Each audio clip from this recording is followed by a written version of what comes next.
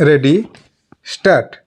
In discussing the demands for grants of the Finance Ministry, we have got to see to what extent the administration of this particular ministry has led to the development of our national wealth and the securing of the welfare which our state claims to have in view.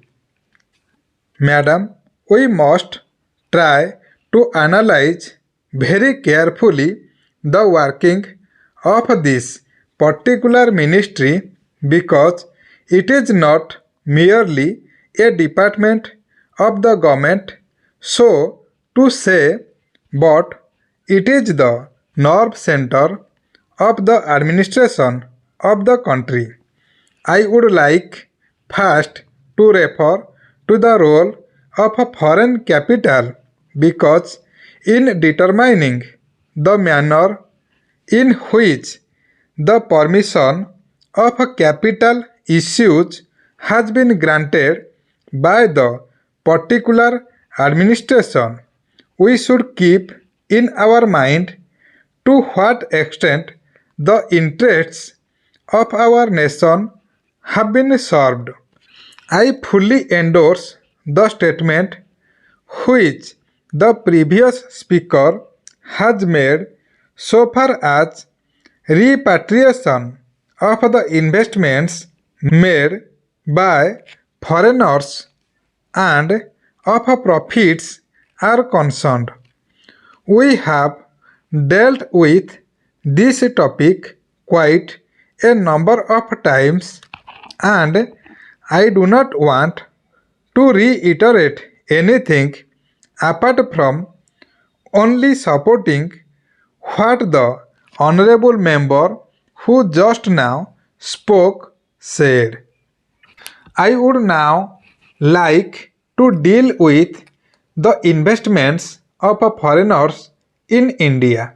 Madam, the government of our country accepted the proposition that in allowing foreign investment, it should come in only in such industry and such form of production where our national investors will not come forward and in which technical skill is wanted. There is also one other factor which the industrial policy of our government of 1948 as adumbrated further in 1949 by the Prime Minister laid down. It specifically said that the control and ownership of such concerns should, as far as possible, be in the hands of Indian nationals and the technical know-how of our country should be developed. I would like to emphasize the figures that have been put forward for the last few years. From 1947 till the end of 1952 or the early part of 1952, it has been reported that rupees 19 crores of foreign capitals have been allowed to be invested in our country.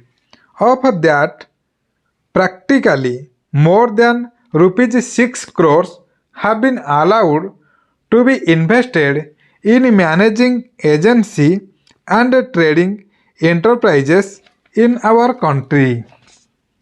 So far as the government policy is concerned, we find that a sum of rupees 4 crores has been allowed to be invested this year.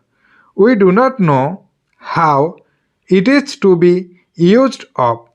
We have been told that during the period 1948 to 1953, nearly rupees 35 lakhs have been allowed to be invested in textile machinery and generally in the textile industry. We have seen to what extent cotton and jute have been dominated by the national capital and to what extent they play the role as against the demand for them. We know further what the government is doing in regard to these industries and how the Indian counterpart in these industries are behaving. Then why this further penetration of a foreign capital?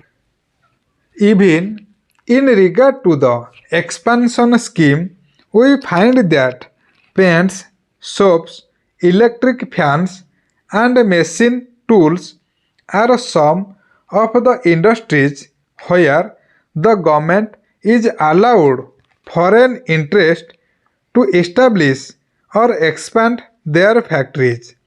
We will adversely compete with the production of the country when the indigenous producers do not find any market in this sphere.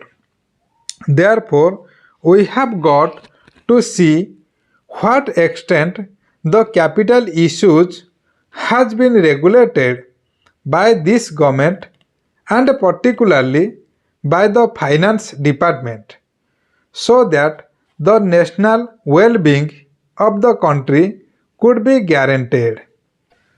Then we have got to look into the fact as to how far the new industries are allowed to function. So far as the oil refineries are concerned, some of them have been established and some more are going to be established very soon. In the control of the administration, the Indians have no share. There are only preference shareholders and they have no voice in the management. So far as the administrative aspect in this industry is concerned, the most important part of it is the technical know-how. They do not guarantee that they will train the Indians. That means they say even after 20 years they will have to face the problem of the know-how in respect of the oil refineries. I do not know why the government are showing softness to foreigners in this matter. Then we have another investment in collaboration with the Indian chemical industries for the manufacture of civil explosives. Here, as far as I have gathered, only 20% is going to be Indian capital. The majority of the shares will remain with the Indian chemical industries. Nobody else have been allowed to make any investment. It would have been better if other companies and private individuals had been given an opportunity to purchase the share.